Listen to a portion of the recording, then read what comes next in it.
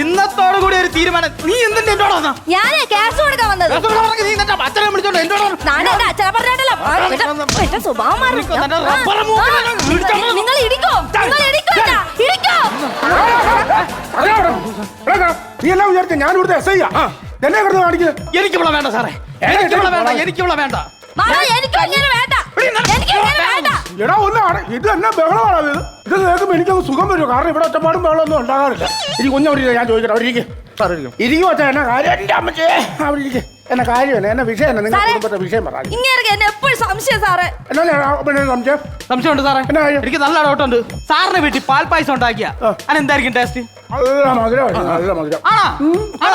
എന്റെ വീട്ടിൽ ഉപ്പായിരിക്കും.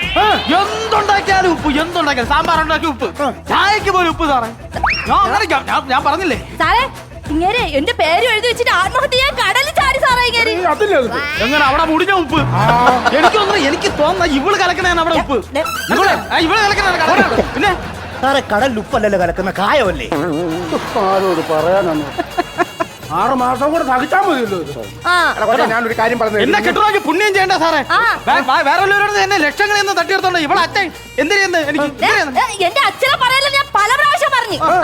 എന്റെ ഓരോരുത്തരെ വിറ്റ് പറയ്ക്കാണോ സാറേ? എന്റെ അച്ഛൻ ആകെ ഉണ്ടായിരുന്ന ഒരു പശു, ആ പശുവിനെ വിറ്റിട്ടാണ് സാറേ എന്നെ ഇങ്ങനെ കെട്ടിച്ചു കൊടുത്തത്. പിന്നെ എങ്ങനെ നോക്കിയാലും ലാഭമല്ലേ ഉള്ളൂ. ഒരു പശുവിനെ കൊടുത്ത് ഒരു കാളെ മേടിച്ചാൽ അങ്ങ് കൂട്ടിയാൽ മതി. എനിക്കൊരു വേഴ്സാണ്. സാറേ എന്റെ 2 മക്കളെയും കൊണ്ട് ഞാൻ പോകും. അല്ല പിന്നെ എന്നാ ഇത്? 3 മക്കളുടെ 2 കൊണ്ട് നീ പോണ? എനിക്ക് 2 കുട്ടികൾ വേണം. എന്താ നിർത്തിക്കാൻ കാര്യം പറയട്ടെ. ആകെ കൂടെ നിങ്ങൾക്ക് എത്ര പിള്ളേരുണ്ട്? ഞങ്ങൾക്ക് 3 പിള്ളേരല്ലേ ഉള്ളൂ. ഒരു കാര്യം എന്റെ മക്കളേക്ക് വന്നേ. എന്റെ മക്കൾ ഒരു വർഷം കൂടെ എങ്ങനെയും ഒക്കെ കടിച്ചു പിടിച്ച് അങ്ങ് ജീവിക്കേ. അന്നേരം ഒരു കുഞ്ഞും കൂടെ ഒക്കെ ഉണ്ടാവും. അന്നേരം 2 നിനക്കും കൊണ്ടുപോകും, 2 നിനക്കും കൊണ്ടുപോകും. എന്നാ പറയുന്നു? എനിക്ക് കാണാൻ വേണ്ട, സംസാരിക്കാൻ വേണ്ട. ഇവിടെ കേസ് എടുത്തത് എനിക്ക് കൈ കറക്റ്റ് അല്ലാത്തോണ്ട് ഇവിടെ നിൽക്കും. നീ അങ്ങ് മാറി നിൽക്കാം.